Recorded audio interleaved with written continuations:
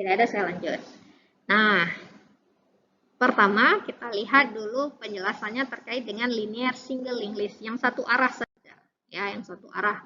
Nah, linear single linked list ini terdiri dari node yang dihubungkan oleh satu reference link yang menuju ke node yang lain secara satu arah. Satu arah, kata kuncinya satu arah saja. Ya, jadi nggak timbal balik, nggak bolak-balik, dia satu arah saja. Nah, linear single linked list ini memiliki atribut yang pertama yaitu node first, ya, kemudian ada node last. Elemen yang paling pertama itu akan diakses oleh first dan yang terakhir itu akan diakses oleh last. Oke, yang pertama itu akan diakses atau ditunjuk oleh node first, yang terakhir itu akan diakses oleh node last. Itu kata kuncinya dulu. Linear single linked list satu arah, ya, satu arah. Ada dua atribut penting, ya, ada first dan ada last. First menunjuk ke yang pertama, last menunjuk ke elemen yang paling akhir. Nah, gambarannya kira-kira seperti ini, ya. Ini adalah suatu node first dan ini adalah node last.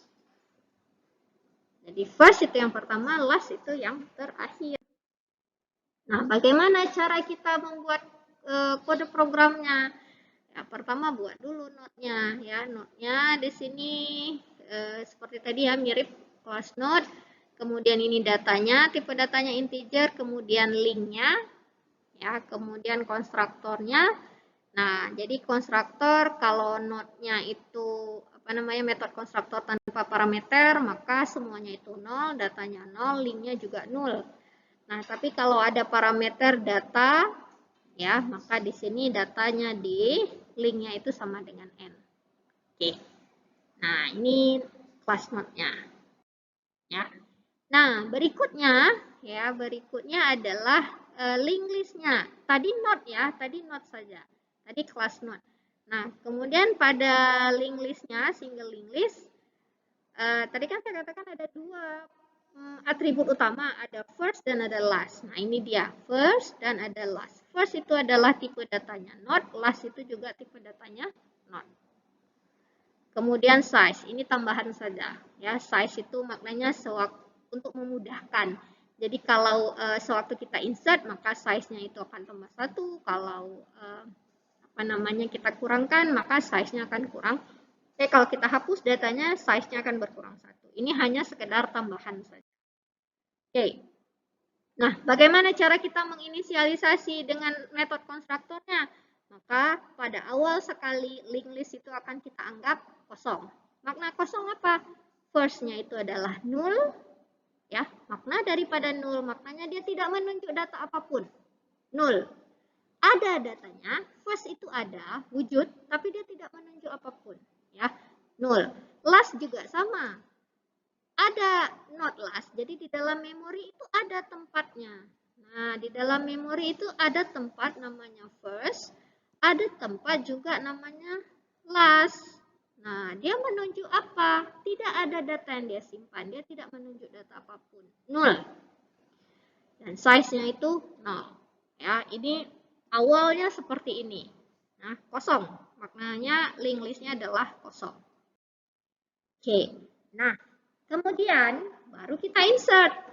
Nah, kondisi insertnya ini bisa dua jenis.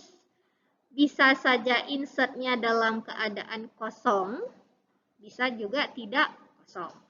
Atau bisa saja kita harus insert dalam kondisi yang terurut, bisa saja tidak harus terurut.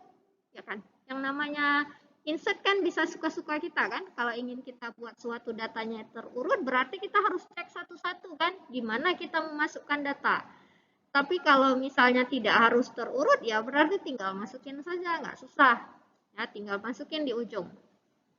Nah, oke, ya di sini maknanya insert itu adalah menambahkan suatu elemen node yang baru ke dalam link list.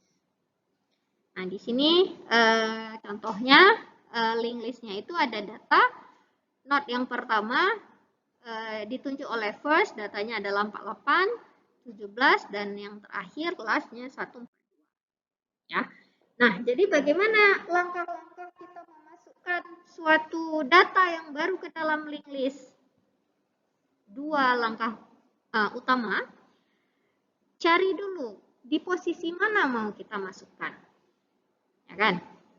Ya, walaupun tadi dikatakan bahwa linked list ini nggak berdasarkan posisi, memang tidak berdasarkan posisi. Tapi kan kita tetap harus tahu kita mau masukkan dia di mana, di awal kah, di akhir kah, atau di tengah-tengah. Ya, jadi itu makna daripada menemukan lokasi yang tepat. Kemudian baru proses berikutnya, kalau udah ada lokasinya, kita lakukan penambahan note tadi ke dalam linked list. Nah, ada 3 posisi yang mungkin. Tadi udah saya sebutkan bahwa awal, nah, kalau awal ini nggak susah, langsung masuk. Atau akhir, ya, atau di sekitar tengah-tengah. Nah, ini agak ribet sedikit. Makna di sekitar tengah-tengah ya berarti kita harus cari dulu dari awal, kedua, ketiga, keempat. Nah, jadi harus kita rujuk satu persatu.